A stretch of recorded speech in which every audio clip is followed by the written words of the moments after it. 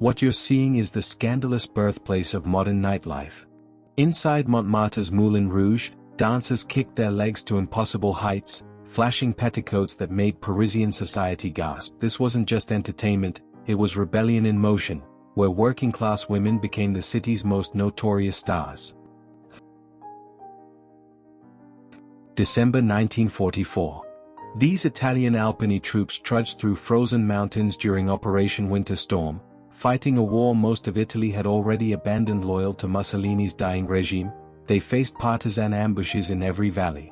Their white camouflage couldn't hide a brutal truth: they were hunting their own countrymen. The bloodstains tell the story. King Gustav III wore this elegant black domino mask to a masquerade ball on March 29, 1792, believing anonymity would protect him. It didn't. Assassins recognized him anyway, firing at point-blank range. He lingered for 13 agonizing days, dying while still wearing the costume of his own murder. Standing beside an average woman, Ella Ewing towers like a giant from folklore. Born in 1872 Missouri, she reached 7 feet 4 inches, though circus posters stretched her to 8 feet for shock value. She turned her condition into fortune, becoming one of America's highest-paid sideshow performers while enduring constant stares and whispered prayers. The earth erupts in smoke and fire. A Corsair fighter screams past Five Sisters Peaks on Peleliu, unleashing devastating ordnance onto Japanese positions carved deep into coral limestone. Below, Marines are pinned down, dying in 115-degree heat. This single bombing run might save dozens of lives, or miss entirely, leaving those men trapped in hell. July 20, 1944. Major Otto Riemer receives Stauffenberg's coup orders: arrest Nazi leaders, Germany's salvation waits. Then Goebbels' phone call confirms Hitler lives. Riemer's loyalty dooms Germany's last hope. Operation Valkyrie collapses. Thousands die who might have lived. He'll celebrate this betrayal until 1997, unrepentant.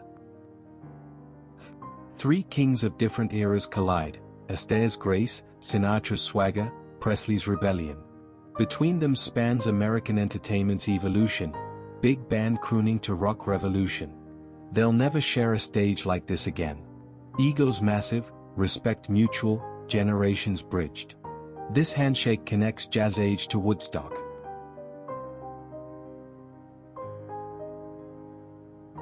Norway's Earth surrendered its secret, the Osberg ship, entombed for 1,000 years.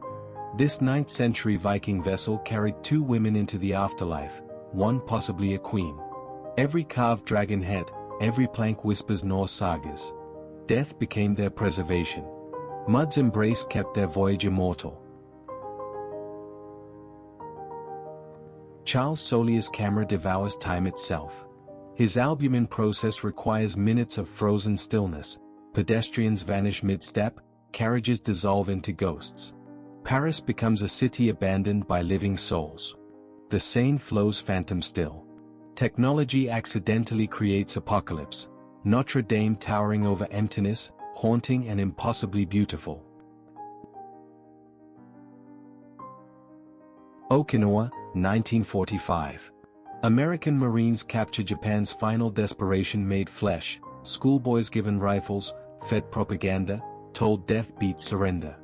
These children's faces show terror, confusion, relief simultaneously. Their war ends in enemy hands. Japan's collapsing empire devoured its young. Childhood stolen by fanaticism's brutal mathematics. For 1,000 years, Chinese girls screamed as mothers broke their foot bones. Beauty demanded crippling. Tiny lotus feet meant marriageability, status, imprisonment. Women hobbled through centuries on mangled extremities. Finally, reformers and missionaries shattered this tradition. Liberation came slowly, painfully, like bones healing after lifelong breakage. March 29, 1918, Menolato. Dawn raiders return victorious, dragging terrified Germans from their own trenches. Faces mud-caked, exhaustion replacing adrenaline. These captives just became statistics. Prisoners tallied, intelligence extracted, war's mathematics grinding forward. Hours ago they faced bayonets in darkness. Now? Uncertain survival beats certain death. Pete's Bar, Lower Manhattan, 1950. Check that menu, steaks cost what coffee does today. Working men crowd wooden booths, bellies full on pocket change. Cigarette smoke hangs thick. Conversations drown in clinking glasses. This abundance, affordable meals, neighborhood bars, community, will vanish. Progress devours Pete's and everything it represented. 4,000 years buried beneath Iraqi sand, King Yonamu's tribute to Nana the moon god waited. Archaeologists reveal the great ziggurat's massive tiers, testament to Sumerian engineering and devotion. What erosion and conquest concealed, restoration resurrects. Ancient stairs climb toward heavens again. Gods may fade, architecture endures. Early 1900s. Misao Gamo, now Baroness Hayashi, wears European fashion like diplomatic armor. Lafayette's glass negative captures her straddling worlds, Japanese nobility meeting Western expectations. Every button, every fold signals calculated assimilation. She's performing modernity for international audiences, bridging empires through carefully chosen clothes. Identity becomes costume, becomes strategy. January 11, 1929. The Old West's most famous gunslinger faces his final enemy, not bullets, but cystitis. Wyatt Epp, survivor of the OK Corral, countless showdowns, outlived his legend by decades. 2 days remain. The man who couldn't be killed will die in bed, quietly. Svejorna, Sweden, 1936.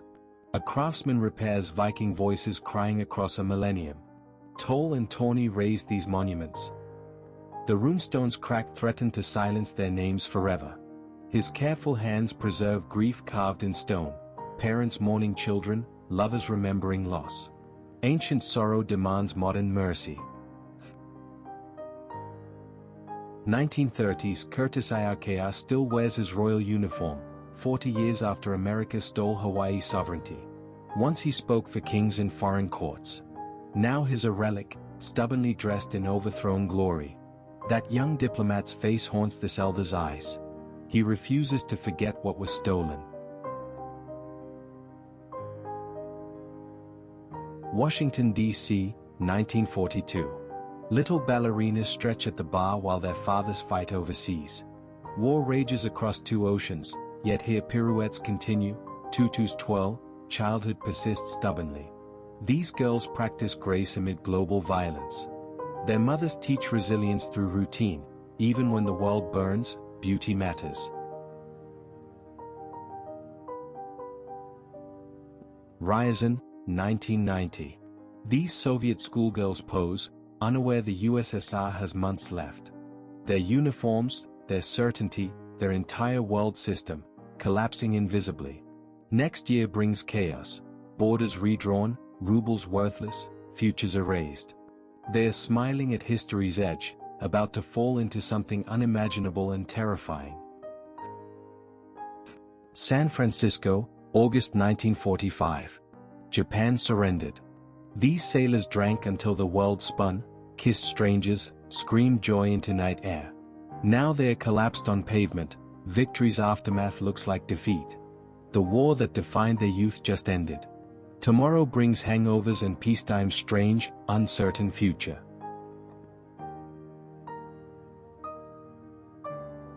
Technology races even as the world burns. 1943 Agfachrome captures one reality, 1944 Kodachrome reveals another. Rival film companies perfect color while nations perfect destruction. These formats will outlast the Rai, preserving memories in competing chemical processes. Photography advances, war's unintended gift to future generations documenting horror. Mid-1940s. Rosie the Riveter isn't propaganda, she's real, multiplied by thousands. Women build bombers that will win the war, wielding tools men claimed they couldn't handle. Precision, strength, pride in every rivet. They're saving the world while husbands fight overseas. Then peace arrives, demanding they surrender these jobs and return home.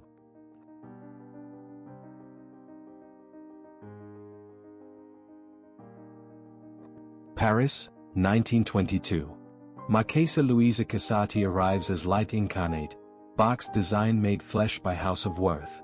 She keeps pet cheetahs, paints eyes with belladonna, lives as walking art. Tonight's costume costs fortunes, she'll die bankrupt.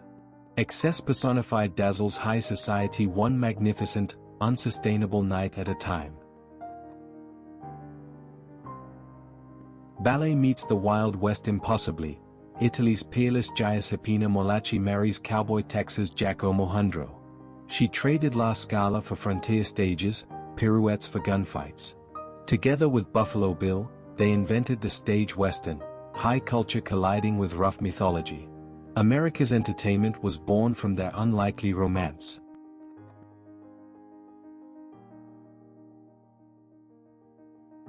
'50s craftsmanship meets childhood dreams. A cupboard transforms into an entire miniature world. Electric chandeliers, cutting-edge technology, illuminate dollhouse rooms smaller than hands. Wealthy parents commissioned obsessive detail, tiny furniture, perfect proportions, working lights. Class privilege measured in miniature. Some children played with sticks, others owned electrified palaces. Hawaii, 1960s. Ann Dunham holds her son Barack. A boy who'll become president seems impossibly distant from this quiet moment. She's a white anthropologist who defied convention, married across race, chose complexity over comfort. Her choices shaped his identity, his empathy, his improbable journey toward history.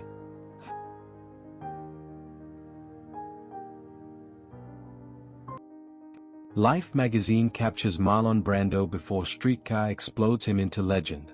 Here his just grandson, sitting with Elizabeth Myers in quiet domesticity. She raised him through childhood chaos. Her gentle presence grounds the storm he's becoming. Fame will devour him soon. Today belongs to Grandma.